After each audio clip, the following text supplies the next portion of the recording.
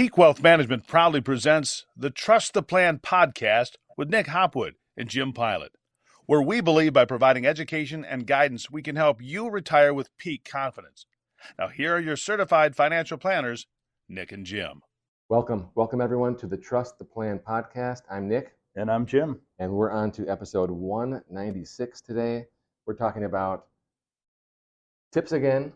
Not necessarily tips, but requests for donations are everywhere, just like tips. Similar to tips, yeah. So you may not know, we had the tip, the short reel that we did go viral. There's over 1 million views. Mm-hmm. You know, tons of debate out there on whether you agree with my take at Five Guys or if I'm a cheapskate, okay? Yeah. And I took a lot of heat from some people, but a lot of people were in full agreement, and that's just the way it is. But the Wall Street Journal, right? They kind of tagged along with this whole tip conversation that went viral on Facebook and Twitter and Instagram and everywhere, YouTube and everywhere else. It wasn't just us, but I think we hit it right at the right time, you know. Yeah, I noticed that. I thought it was due to the large subscription audience that we have to our podcast that all the other big publications were picking up on our tipping comments. But there you go. But have you ever been to PetSmart and they're like, hey, do you want to donate $1 to help homeless pets? Right. Or at CVS, something else, you know, I don't even know what they're asking for. Yeah. And they want you to round up, or do you want to add an extra $1, $2, $3? Mm-hmm. And, you know, sometimes I've done it, okay? But now that I feel fatigued, mm-hmm. I feel like request fatigue, there's a few things that I think about, okay?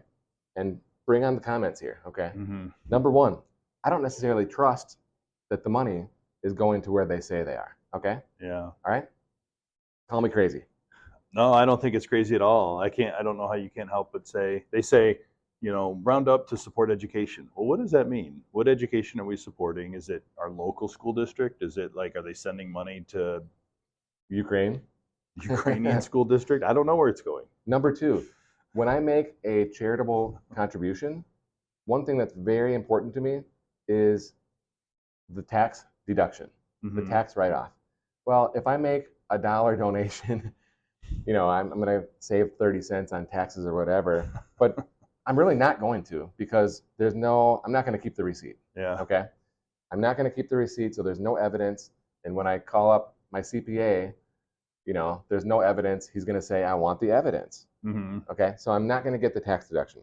Not good. Yeah.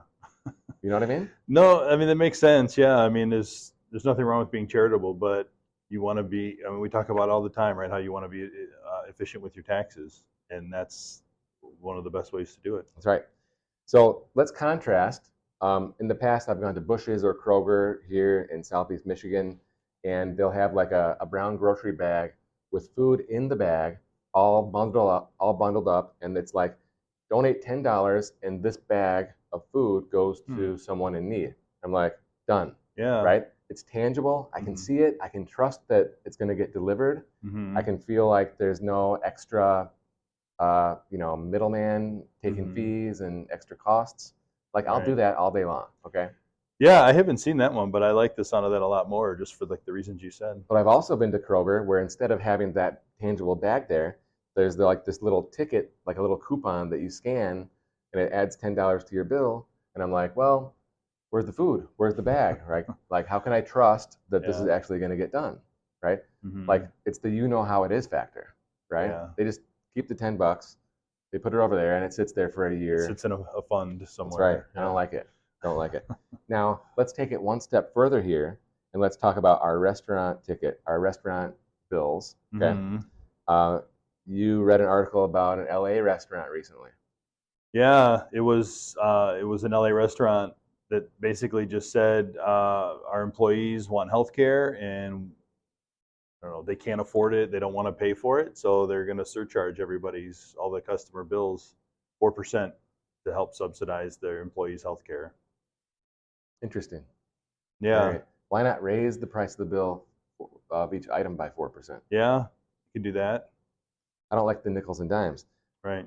Last week I was in Carson's, which is kind of on the northeast side of Ann Arbor, mm-hmm. and there's a sign in the window and a sign right at the host stand that says, due to, credit card rewards, they Mhm. specifically called out credit card rewards.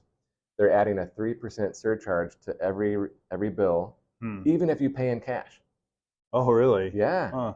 And it says this is not a service fee, and this is not a tip, to the Mhm. staff. Like, well, it is a service fee. Yeah. Like, what do It you mean it's definitely not a is. service fee? Yeah. That's interesting. One of the local pizza guys I go to once in a while, he will now ask you on the phone, are you going to pay by credit card or cash? And it's a different price. So Yeah. same idea, but I would be frustrated with paying the credit card fee if I'm still paying for cash. Yeah, definitely. Carson's is part of Main Street Ventures. I'm not calling them out or anything. It's not just a small mom and pop. This is a big, it's not Applebee's, okay? But Yeah. like, there's probably like 10 or 20 Right. restaurants as part of this Main Street Ventures, Mhm. right? I just kind of feel like it's a podunk thing, Yeah. And, every time you walk in and you see that sign, I don't like it. Right.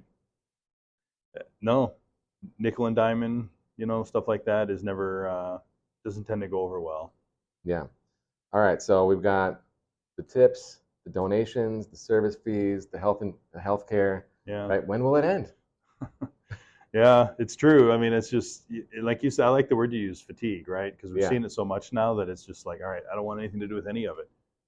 You Yeah. know, the first one that came out and asked for a donation that I ever remember was the Firehouse Subs. Remember those guys? Support the Firemen's Fund. Yeah, and it sure. was like kind of a cool thing. Yeah, and I'm it was like, oh, I okay. get it, the theme and all. But now everybody's doing it. So Yeah. the And more once you now. do it 10 times, then like, okay, well, I got to do it. Yeah. I'm getting tired of it. Maybe I'm going to stop. Right. Right. So Yeah. bring on the comments. Let's go. Okay. Well, that was a fun one talking about, tips and donations and service charges. So I won't ask you to visit peakwm.com for a second opinion. Not today. Not on tipping Next or online week. donation. Next week. All right. Thanks for watching.